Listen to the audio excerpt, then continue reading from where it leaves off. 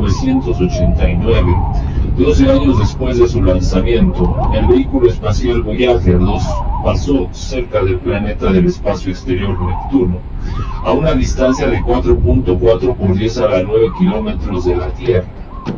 Entre otros descubrimientos, el Voyager informó de la observación de 6 lunas de Neptuno y un sistema de anillos hasta entonces desconocidos. ¿Cómo se transmitió esta información a través de la enorme distancia entre el Voyager y la Tierra? La clave para entender esta clase de comunicación es el campo electromagnético. Los electrones que se mueven en los circuitos eléctricos del Voyager forman un campo electromagnético y las variaciones en su movimiento causan una perturbación en el campo para viajar a la velocidad de la luz. Poco más de 4 horas después, electrones de otros circuitos en la Tierra detectan estos cambios en el campo y se mueven en consonancia con ellos.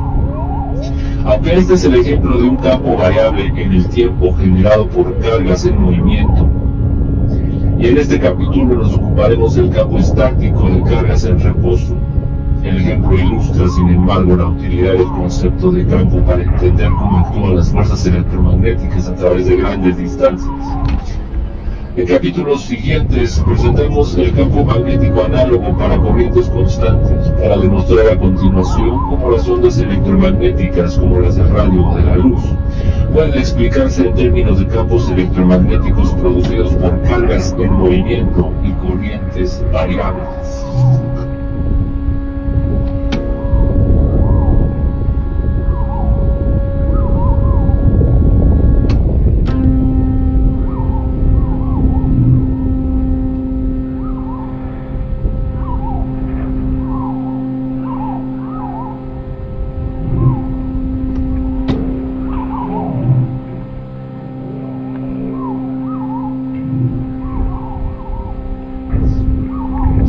Las brújulas magnéticas se habían utilizado desde hacía varios siglos como instrumentos de navegación.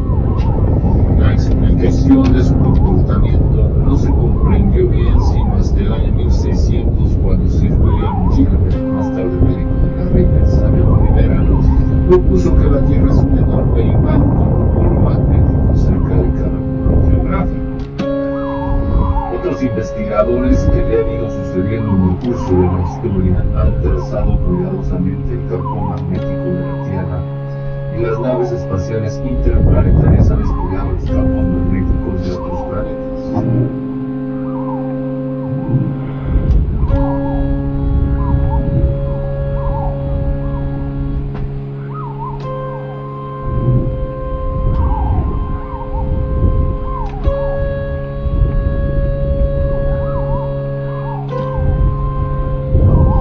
El campo de la Tierra puede considerarse aproximadamente como el de un dipolo magnético con momento mu igual a 8.0 por 10 a la 22 joules por Tesla. El campo en la superficie tiene una magnitud que va desde unos 30 microteslas cerca del ecuador hasta unos 60 microteslas cerca de los polos.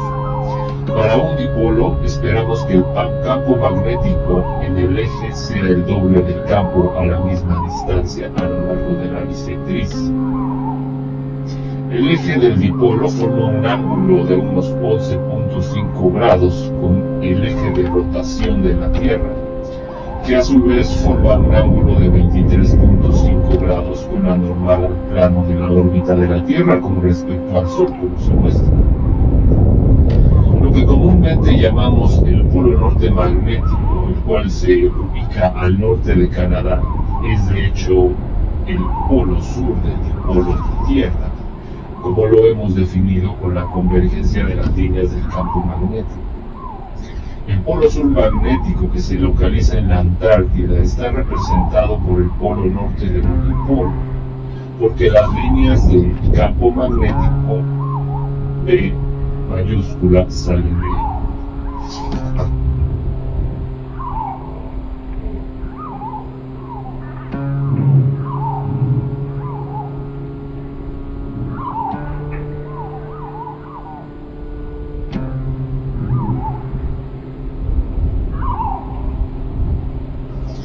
Dicho de otra manera, cuando usamos una brújula magnética para indicar la dirección extremo de la brújula que apunta hacia el norte es un polo norte verdadero del imán suspendido de la brújula.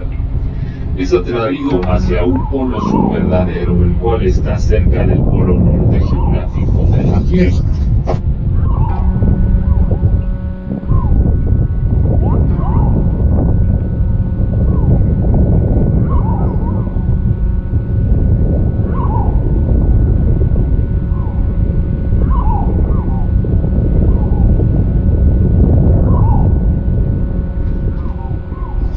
El campo magnético de la Tierra tiene una importancia práctica no solamente en la navegación, sino también en el levantamiento topográfico y en las comunicaciones. Por lo tanto, ha sido extensamente estudiado durante muchos años en la superficie, midiendo su magnitud y dirección más arriba de su superficie, usando satélites en órbita. Entre sus otros efectos están los cinturones de radiación de Van Allen que rodean a la Tierra y las llamadas auroras boreales, el espléndido espectáculo de la aurora.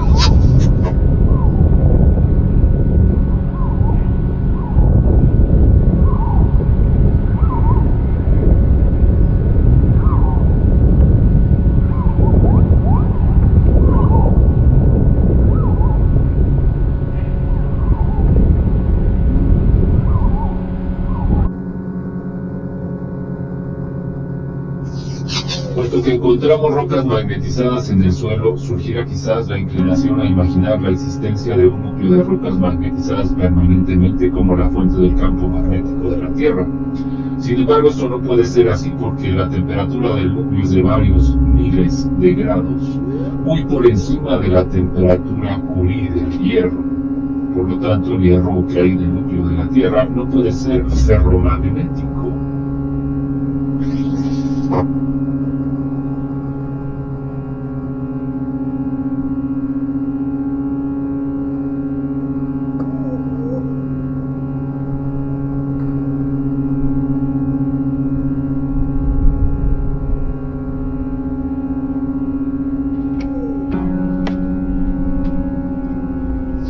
Además de las mediciones realizadas desde hace unos pocos siglos, sabemos que el polo norte magnético se desplaza en relación con el polo norte geográfico. Y sabemos por los registros geológicos que los polos se invierten en una escala de tiempos de varios cientos miles de años. Además, como lo veremos más adelante, algunos planetas del sistema solar que tienen composiciones similares a la de la Tierra no tienen campo magnético, mientras que otros planetas que ciertamente no contienen material magnético tienen campos muy grandes. Tales observaciones son difíciles de explicar basándose en la hipótesis de un núcleo permanentemente magnetizado. La fuente exacta del magnetismo de la Tierra no está del todo comprendida, pero probablemente implica cierta clase de efecto de dinamo. La parte exterior del núcleo contiene minerales en estado líquido que conducen la electricidad fácilmente.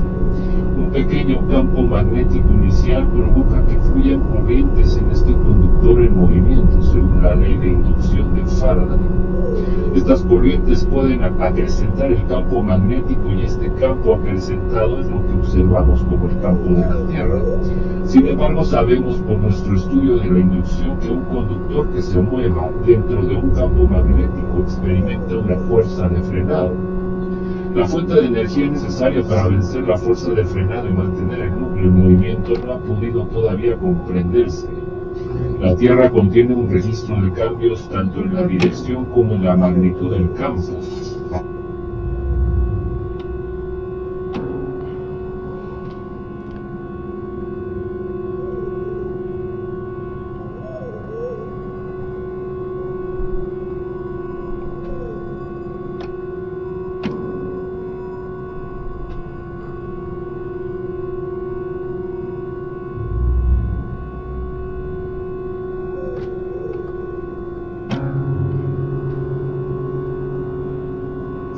Por ejemplo, las muestras de alfarería antigua contienen diminutas partículas de hierro que resultaron magnetizadas en el campo de la Tierra conforme la alfarería fue enfriándose después de su cocción. De la intensidad de la magnetización de las partículas podemos deducir la intensidad del campo de la Tierra en el tiempo y lugar de la cocción. Un registro geológico de origen similar se conserva en el fondo oceánico, cuando el magma fundido brota de una grieta submarina y se solidifica, las partículas de hierro resultan magnetizadas. La dirección de la magnetización de las partículas muestra la dirección del campo de la Tierra. De los patrones de magnetización podemos deducir que los polos de la Tierra se han invertido con mucha regularidad a lo largo de la historia geológica. Esta inversión ocurre cada 100.000 o 1.000.000 de años y ha sido más frecuente en tiempos recientes.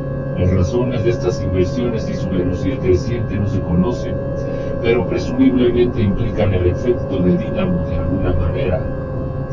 Véase The Evolution of the Earth Magnetic Field por Jeremy Bloxham y David Kubitz en Scientific America, diciembre de 1989.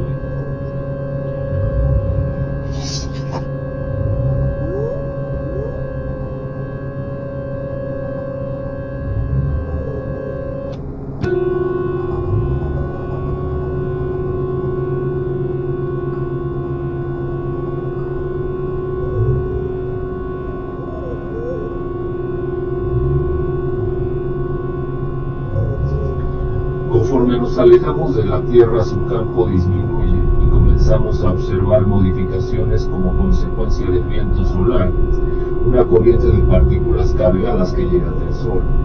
Como resultado, una larga ola asociada al campo de la Tierra se extiende a lo largo de muchos miles de diámetros terrestres. Puesto que el Sol tiene un efecto tan grande sobre el campo magnético de la Tierra, a una distancia de unos cuantos radios terrestres puede influir en los fenómenos en los que intervienen el campo de la Tierra, como la comunicación por radio y la aurora. En los últimos años, las ondas del espacio interplanetario han hecho posible la medición de la dirección y magnitud de los campos magnéticos de los planetas. Estas observaciones apoyan la teoría del mecanismo de dínamo como la fuente de estos campos.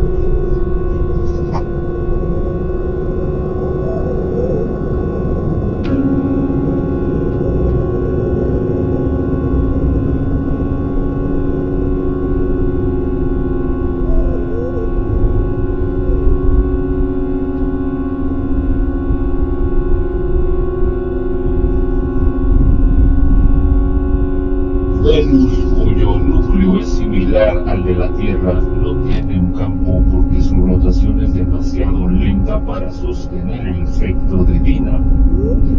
Esto es, una rotación cada 244 días terrestres.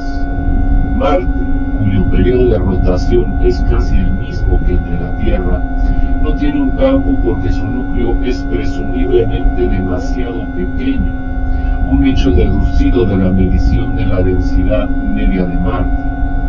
Los planetas exteriores, Júpiter y más allá, están compuestos en su mayoría de hidrógeno y helio, lo que ordinariamente no se cree que sean magnéticos. Sin embargo, a las altas presiones y temperaturas cerca del centro de estos planetas, el hidrógeno y el helio pueden comportarse como los metales, mostrando en particular una gran conductividad eléctrica y permitiendo el efecto de dínamo.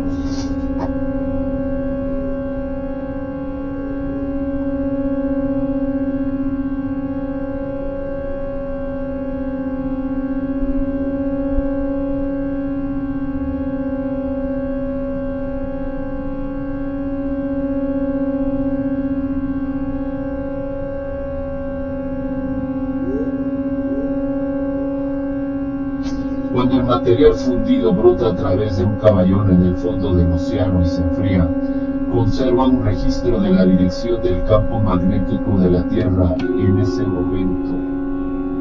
Cada segmento podría representar un tiempo de 100.000 a 1.000.000 de años.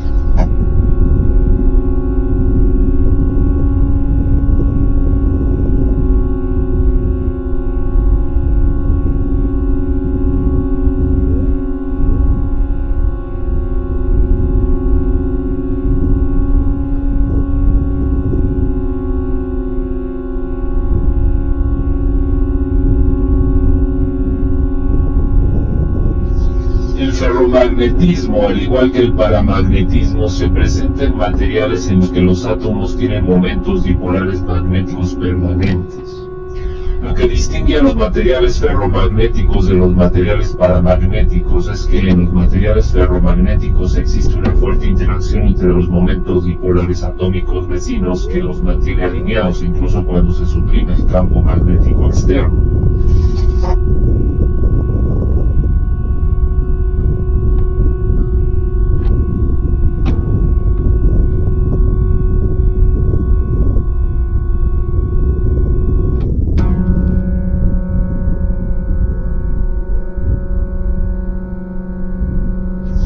El ferromagnetismo, al igual que el paramagnetismo, se presenta en materiales en los que los átomos tienen momentos dipolares magnéticos permanentes.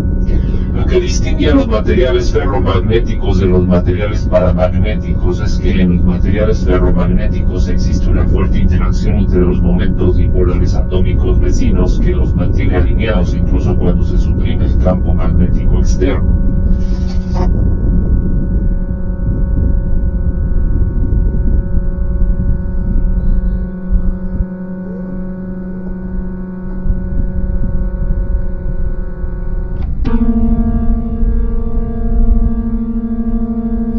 El que esto ocurra o no depende de la intensidad de los dipolos atómicos y también, puesto que el campo del dipolo cambia con la distancia de la separación entre los átomos del material, ciertos átomos podrían ser ferromagnéticos en una clase de material pero no en otra porque su espaciamiento es diferente. Los materiales ferromagnéticos más comunes a la temperatura ambiente incluyen a los elementos hierro, cobalto y níquel. Los elementos ferromagnéticos menos comunes, algunos de los cuales muestran su ferromagnetismo solo a temperaturas mucho menores que la temperatura ambiente, son los elementos de las tierras raras como el gadolinio y el disprosio.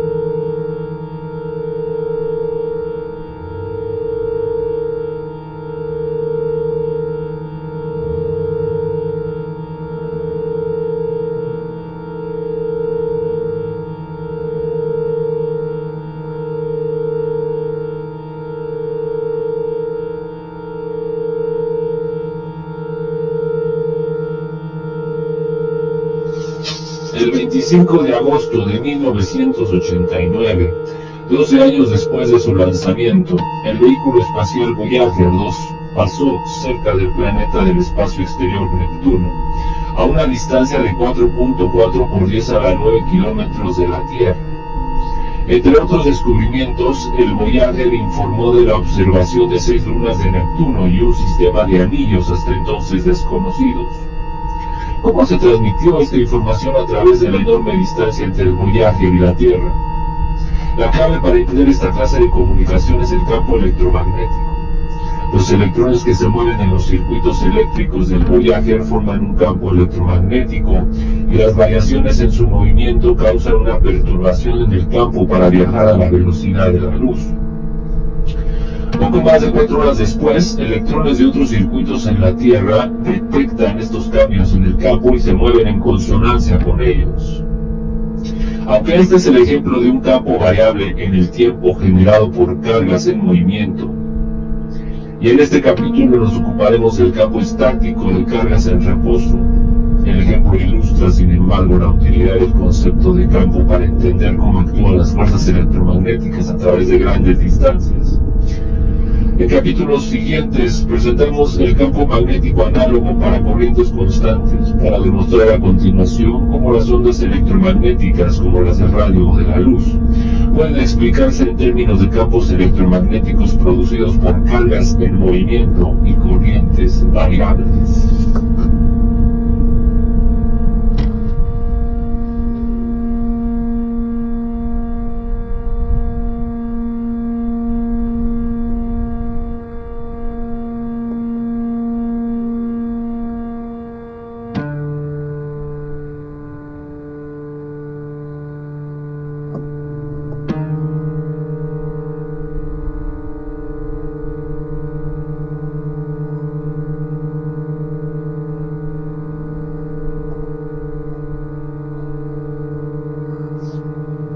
Si bien las brújulas magnéticas se habían utilizado desde hacía varios siglos como instrumentos de navegación, la explicación de su comportamiento no se comprendió bien sino hasta el año 1600, cuando Sir William Gilbert, más tarde médico de la reina Isabel I, propuso que la Tierra es un enorme imán con un polo magnético cerca de cada polo geográfico.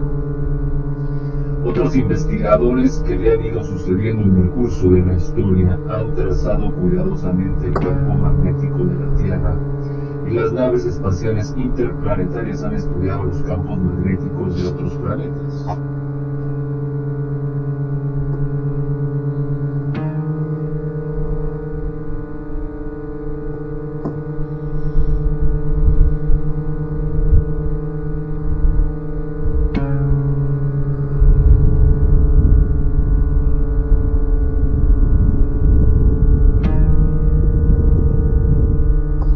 El campo de la Tierra puede considerarse aproximadamente como el de un dipolo magnético con momento mu igual a 8.0 por 10 a la 22 joules por Tesla. El campo en la superficie tiene una magnitud que va desde unos 30 microteslas cerca del ecuador hasta unos 60 microteslas cerca de los polos.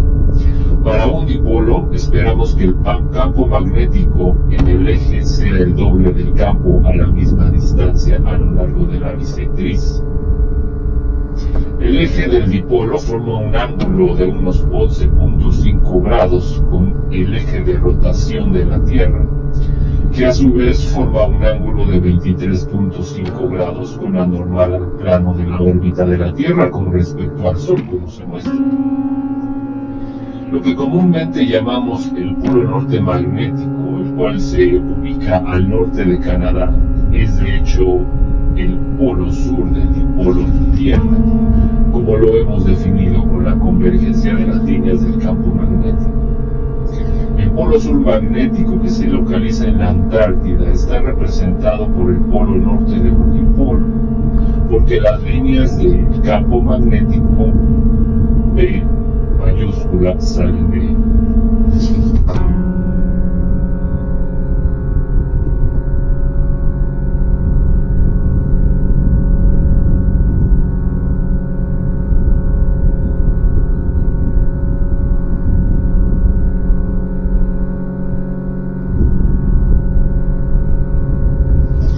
Dicho de otra manera, cuando usamos una brújula magnética para indicar la dirección, el extremo de la brújula que apunta hacia el norte es un polo norte verdadero del imán suspendido de la brújula. Es atraído hacia un polo sur verdadero, el cual está cerca del polo norte geográfico de la Tierra.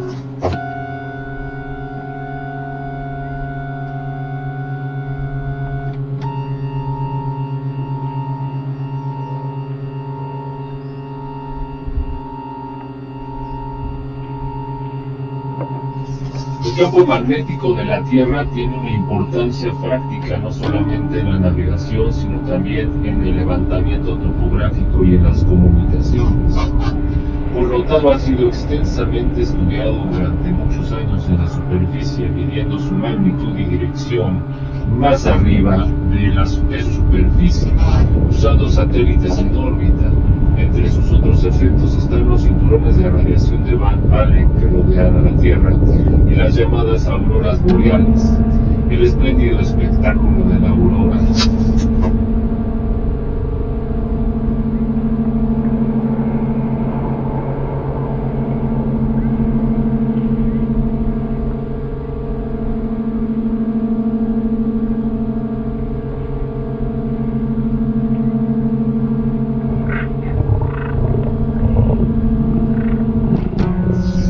Puesto que encontramos rocas magnetizadas en el suelo, surgirá quizás la inclinación a imaginar la existencia de un núcleo de rocas magnetizadas permanentemente como la fuente del campo magnético de la Tierra. Sin embargo, esto no puede ser así porque la temperatura del núcleo es de varios miles de grados, muy por encima de la temperatura Curie del hierro. Por lo tanto, el hierro que hay en el núcleo de la Tierra no puede ser ferromagnético.